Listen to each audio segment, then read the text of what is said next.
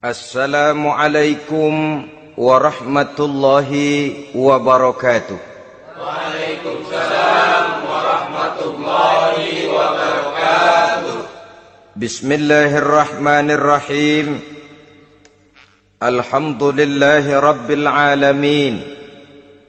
Wassalatu wassalamu ala ashrafil anbiya'i wal mursalin, Sayyidina wa maulana Muhammadin wa ala alihi wa ashabihi al-mujahidin at-tahirin, amma ba'du. Saudara-saudara kaum muslimin rahimakumullah, itu sebabnya Allah pesan benar-benar, ya ayyuhalladzina amanu qu anfusakum wa ahlikum nara. Hai orang-orang yang beriman, jaga dirimu dan keluargamu, istri, anak, orang-orang yang menjadi tanggung jawab dan kewajiban kita, jaga dan pelihara mereka dari api neraka.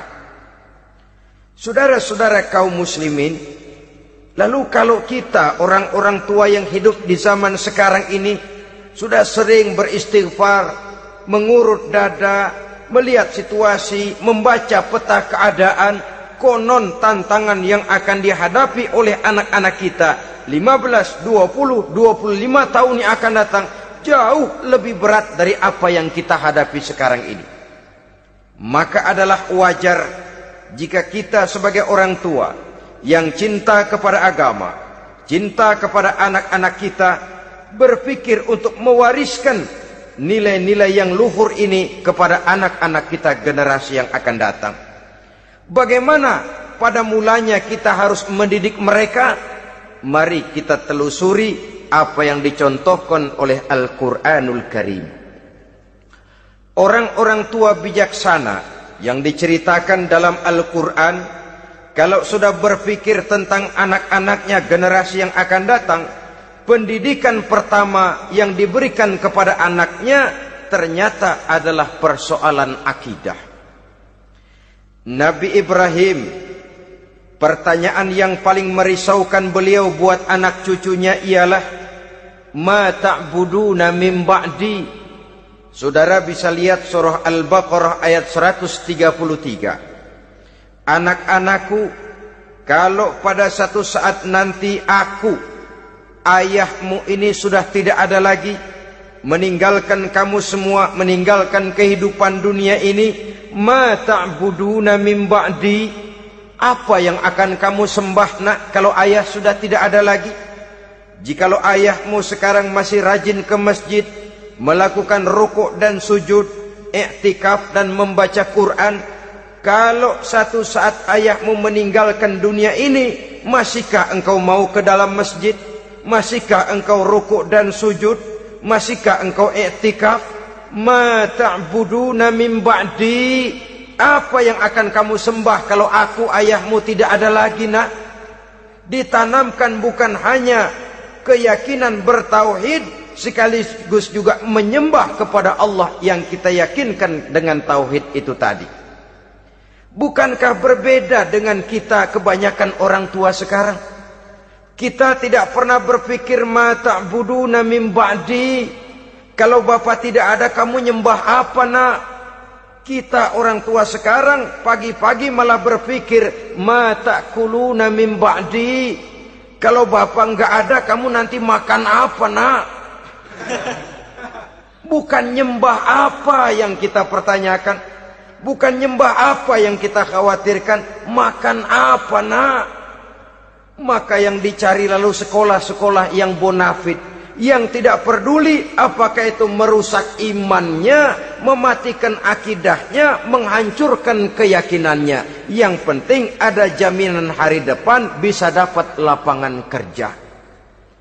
Akibatnya berduyun-duyun orang-orang tua muslim menyekolahkan anaknya di sekolah-sekolah yang bukan Islam, yang nyata-nyata membahayakan akidahnya. Dididik dengan kultur dan budaya yang bertentangan dengan nilai-nilai agamanya. Bukankah ini berarti merelakan anak untuk dikafirkan? Bukankah ini artinya menyerahkan anak untuk ditulis menurut selera para pendidik yang tidak sesuai dengan nilai akidah yang dimilikinya? Mengapa kita tidak berpikir seperti Nabi Ibrahim yang sebelum memberikan pendidikan kecerdasan, sebelum pendidikan matematika, IPS, PSPB dan disiplin ilmu lainnya, yang pertama ditanamkan, ma ta'buduna min ba'di. Kalau ayahmu tidak ada, kamu menyembah apa nak? Menyembah Allah, apa nanti malah menyembah harta? Menyembah Allah, apa nanti malah mendewa-dewakan pangkat dan jabatan? Menyembah Allah, apa malah nanti menyembah alam? Itu yang dikhawatirkan Nabi Ibrahim kepada generasi yang akan datang. Dan itu saudara-saudara yang seharusnya mengkhawatirkan kita kepada anak-anak kita, generasi yang akan datang. Lihatlah serbuan akidah di zaman sekarang ini. Dimanfaatkan kemiskinan kita umat Islam. Diberikan kita tawaran berupa beras, pakaian, obat-obatan, kalau perlu beasiswa, asal bisa melepaskan keislaman kita ini. Bertahap, sedikit demi sedikit, step by step, shibran bi shibrin wa zira'an bi zira'in. Dan harus saya ingatkan, orang di zaman sekarang tidak mungkin menghantam Islam secara frontal. Tidak mungkin menghantam Islam terang-terangan, apalagi mengerahkan satuan militer. Tidak.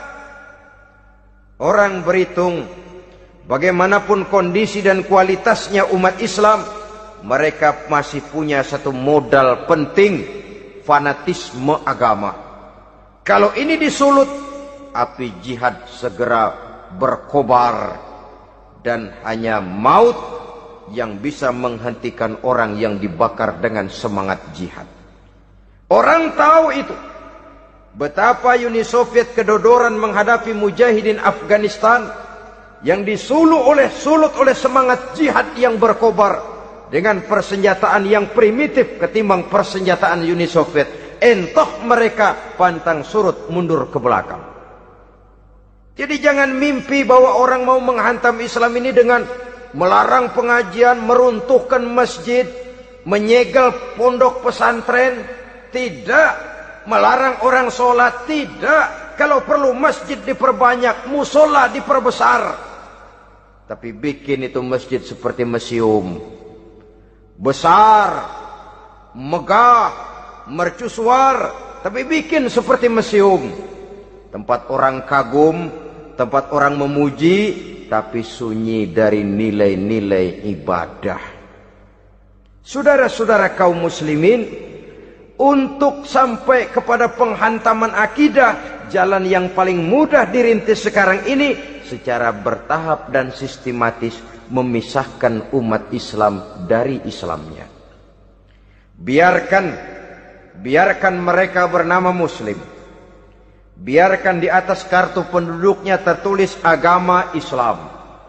Tapi tanamkan budaya-budaya yang menyebabkan cara bergaul mereka, cara berumah tangga mereka, cara bertetangga mereka, sampai kepada cara mereka berpakaian, cara mereka bergaul, cara mereka makan dan minum, cara mereka mendidik dan menyekolahkan anak, sama sekali tidak lagi mencerminkan nilai-nilai yang Islami.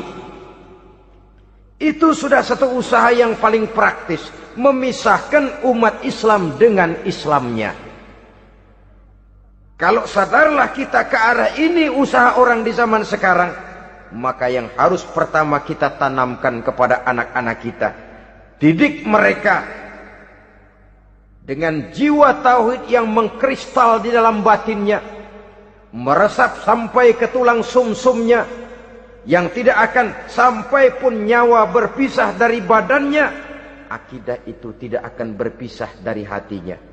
Bahkan dia sanggup dengan tegar berkata, lebih baik saya melarat karena mempertahankan iman daripada hidup mewah dengan menjual akidah.